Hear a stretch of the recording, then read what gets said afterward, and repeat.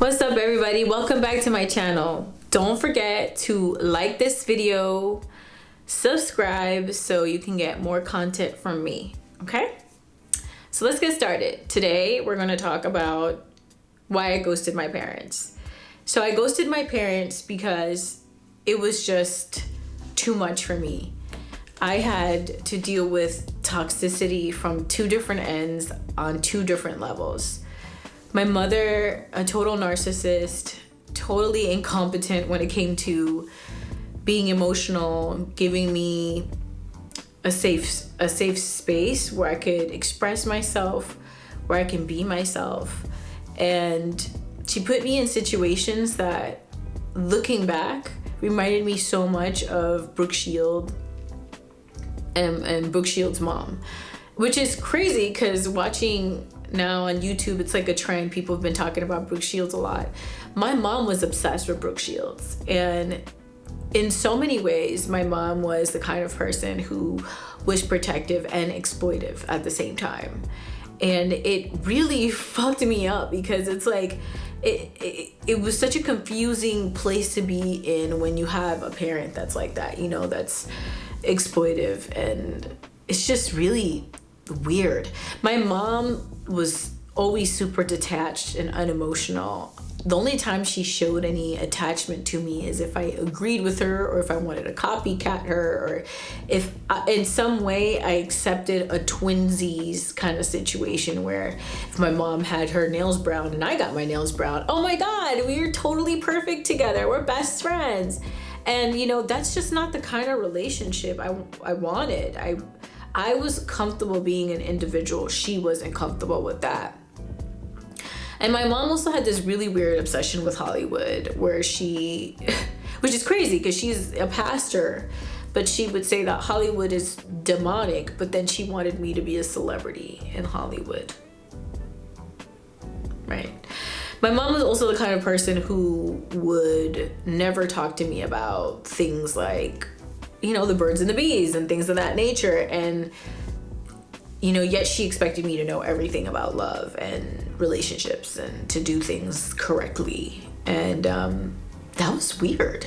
It was very weird. She was the kind of person that would be on the phone with my boyfriends for an hour or two talking to them. Boyfriends that weren't exactly the right age. You know what I mean? If you get where I'm going. If you're picking up what I'm putting down. So like when I was 13, they were like not young enough to be with me. They were much older. So I noticed that she was just extremely flirty and inappropriate in my life with other males. And she tried to play this game that she was like this good girl. And she, you know, I remember one time I walked in on my mom dancing to reggaeton music.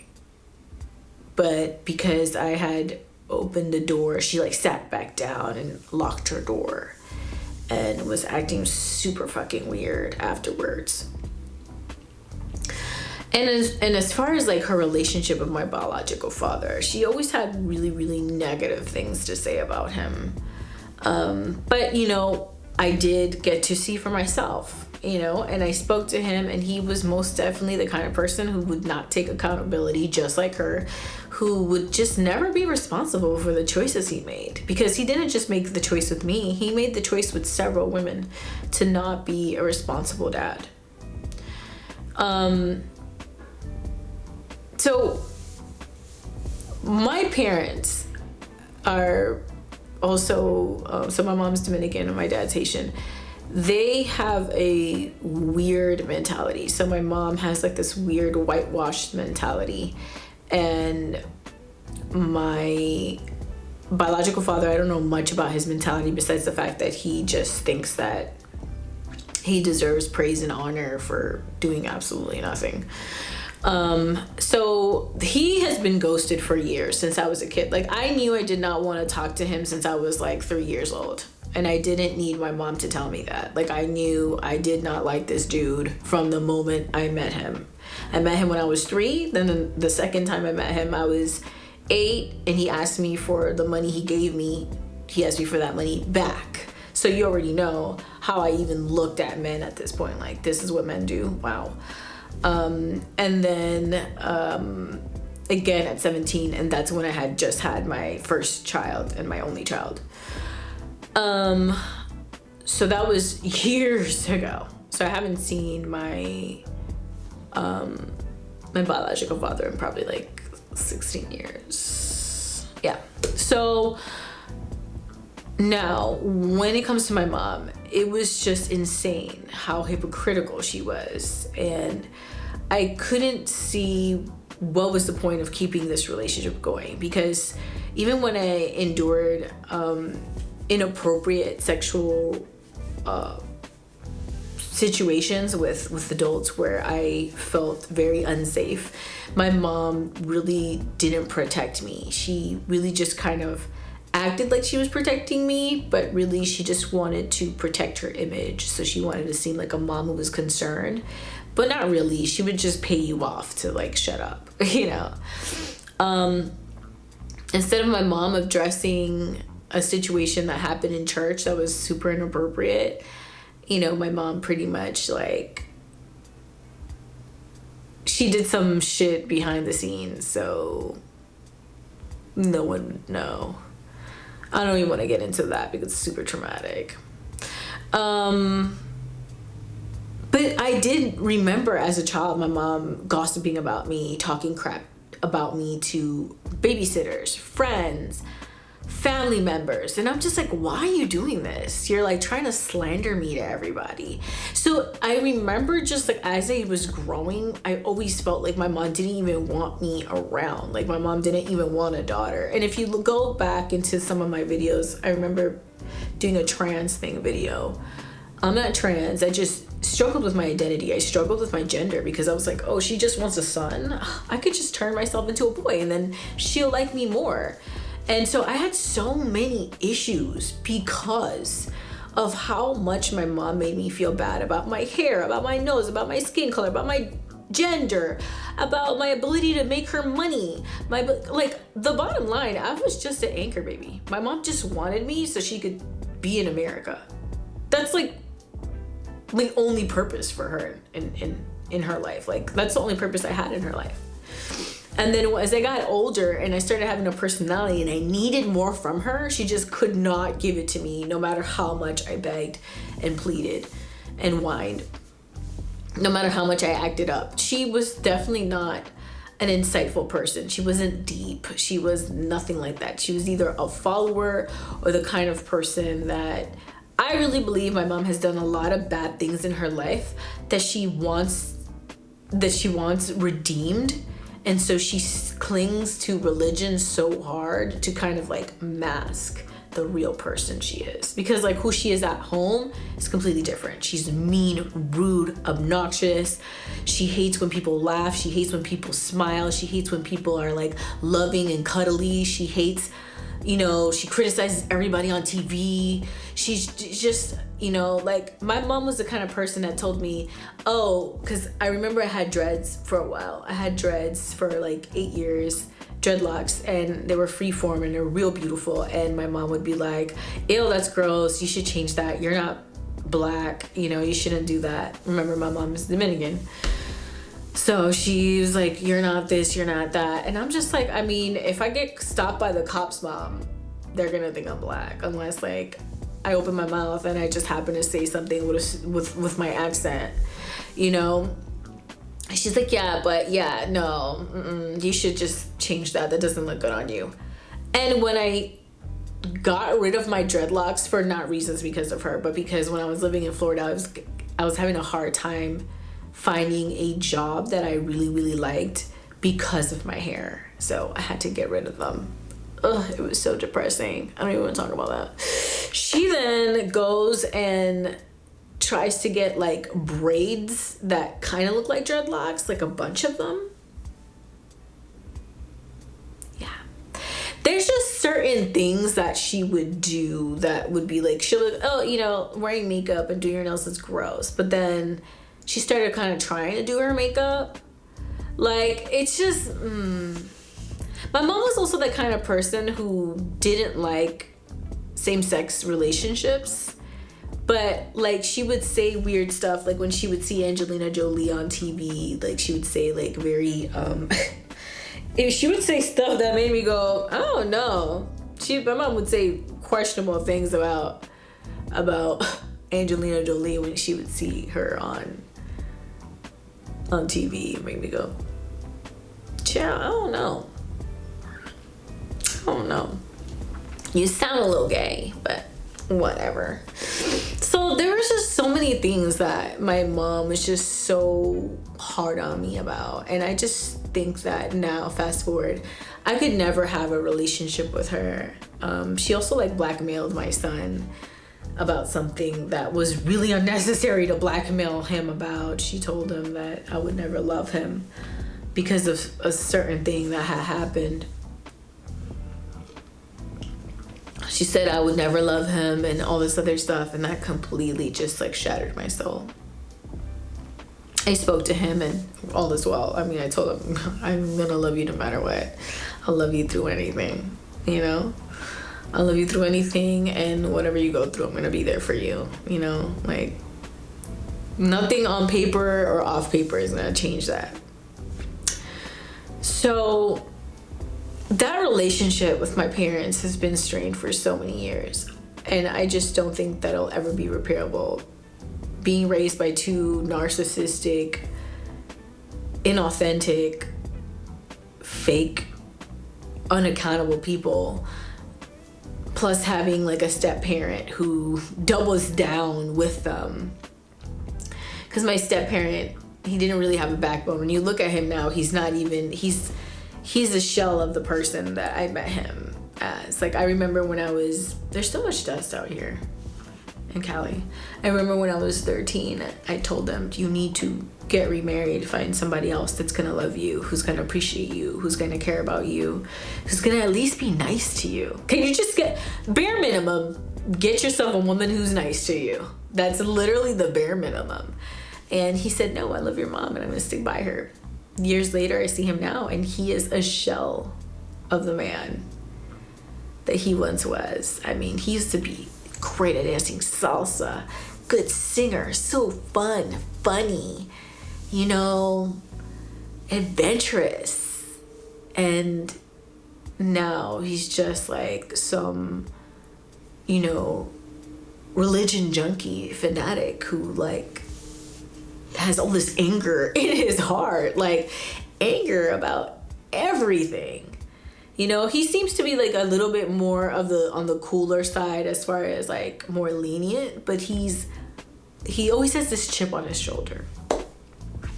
And same goes with my mom. It's like this chip on her chip on her shoulder. It's kind of like a tongue twister, right?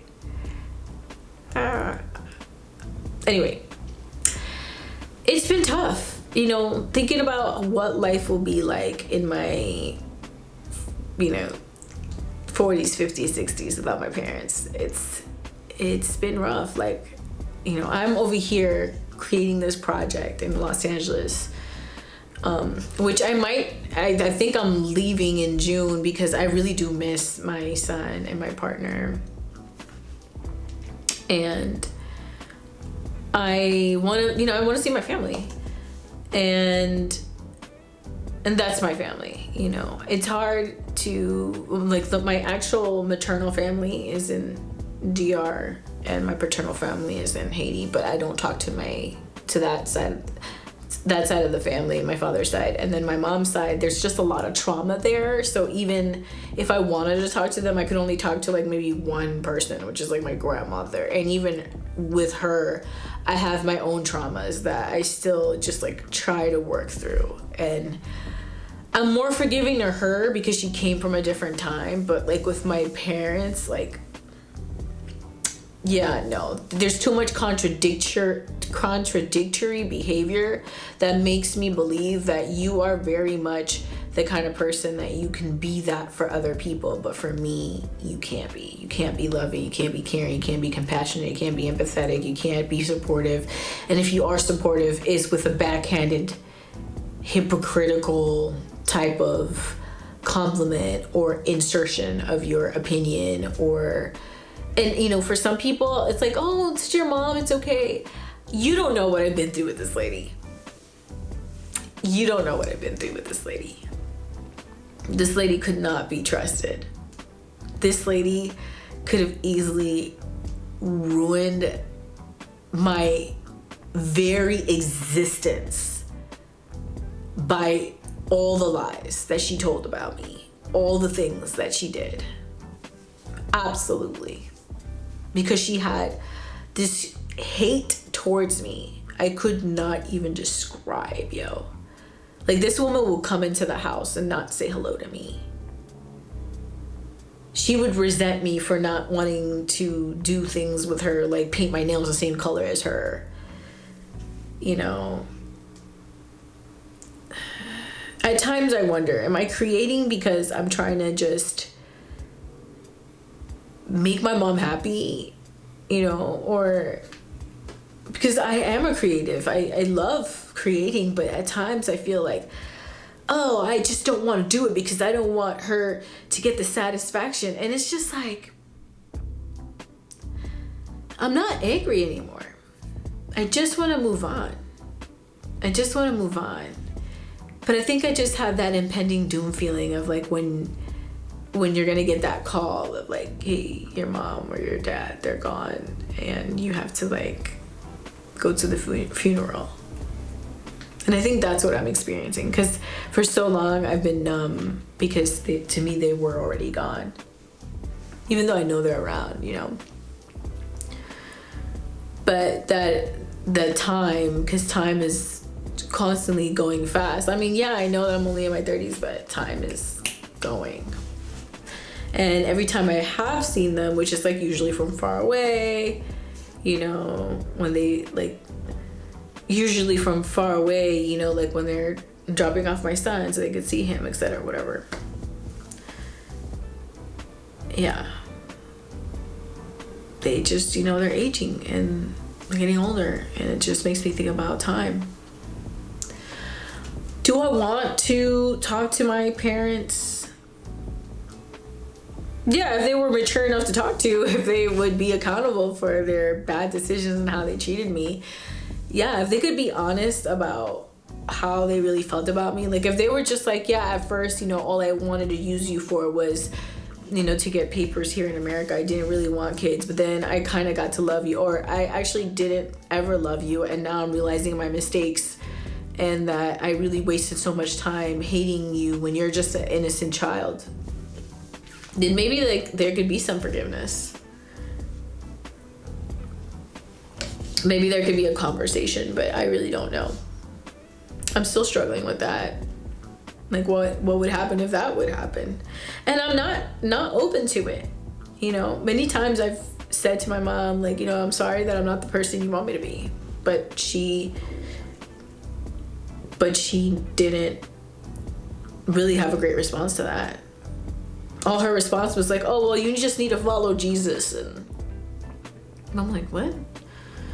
Like, she couldn't really give me a, like, okay, all right, well, listen, it's fine. I'm proud of who you are right now, and, you know, you've come a long way. Like, she's never done none of that, so I don't think we'll ever have a heart-to-heart. And, I don't know, to be continued. I'll see what happens. I'm going to be moving back to Florida for a little bit. Maybe come back to LA, maybe move to Texas. I don't know what's next. But I need to get this project done. So with that being said, I'm just going to wish them the best regardless, because I don't want bad energy. I want to be able to move on with my life and for them to accomplish whatever it is that they want to accomplish in their life. And for those people that are out there struggling with, you know, narcissistic parents that just don't love them, that have made their life a complete hell, you know, you can find a team. You could create a team. You will just have to read a couple books and go to some therapy so you could become a strong person. So you could know what to avoid when it comes to people that are narcissistic, that will put you down, who will use you and manipulate you, because you want to be seen so bad and you want to be loved so bad. So you become, you know, desperate at some point if you haven't healed. and you end up dealing with the wrong people, and I experienced that. So I would definitely recommend that if you are absolutely cutting your parents out of your life, that you most definitely get help, that you read books, not just books about trauma and books about childhood trauma especially, and narcissism, but also books about how to develop, how to make friends, how to communicate with others, how to make good impressions, and how to develop yourself as a person without the identity that your parents wanted to stick you to, like get out of that box that they put you in. And also therapy and meditation to take out the programming that they put on you that has made you such a hard person to understand. Before I was so complicated to understand, but now I have a better way of expressing these layers of me that I had to keep hidden, or I had to keep in a box to satisfy or keep a smile on my parents, because any little thing I would do that would make them uncomfortable, whether it was laugh, cry, express myself about something, it was like, you're gonna get slapped, or go to your room, or a silent treatment, or you're worthless, you're stupid, you're this, you're that, like all those things that they programmed me with. Just it took me a while, but by the time I was around 23, 24, I was getting around to trying to heal. Now I'm 33 years old, and I'm like, oh, okay, I'm almost there. Oh, I'm almost free. Oh my gosh. Like, it's such a good feeling to go, wow, I can really trust myself. I could listen to myself. I know that I have my best interests at heart for myself, and it's nice. And I want you to have that feeling. So you're not alone if you're out there trying to accomplish things and you're trying to heal, and you don't have a mom and dad, you don't have nobody to say I'm proud of you, but you're still out there busting down doors and just doing what it is that you want to do, living your life your way. I just want to say I'm proud of you. Keep doing you. It's not easy, but this life is so short. And to think that your parents are going to be the ones screwing it up more? Absolutely not. You better enjoy what you have. And if that silent treatment is affecting them or not, it's none of your business anymore. Your life is your business. Your life is here to live it. And I don't want you to regret it. I don't want you to say, I should have done this sooner. So if you're watching this video right now, do it right now. Kind of like that university commercial. Do it right now. Apply right now. Yes. Go get your healing right now. Cut off your family and the people that don't need to be in your life right now. I promise you, yes, it's hard.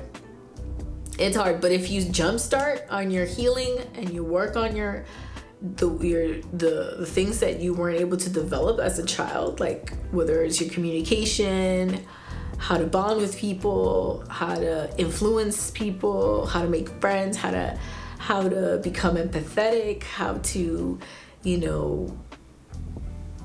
acknowledge whatever narcissistic traits you may have because of it being passed down or projected onto you. Like, do it head on, and you're gonna feel so much better than trying to make these people happy, than trying to earn their love, trying to earn their respect, trying to do all this stuff. Like, trust me, being the scapegoat, golden child, whatever other thing, it's not worth it. Trying to make people happy that in the end it's on them to be happy, you're going to see this decision, choosing you was the best thing you did. I promise. So that's all I have for you guys, and I hope you like this video. If you want to know more about my toxic parents, hit me in the comments so we could talk more about my journey living my life without parents, cutting off the narcs. All right, love you guys. Stay tuned. And girls, guys and girls, love you, girls and guys and girls, girls, I don't know. Love you. See you later.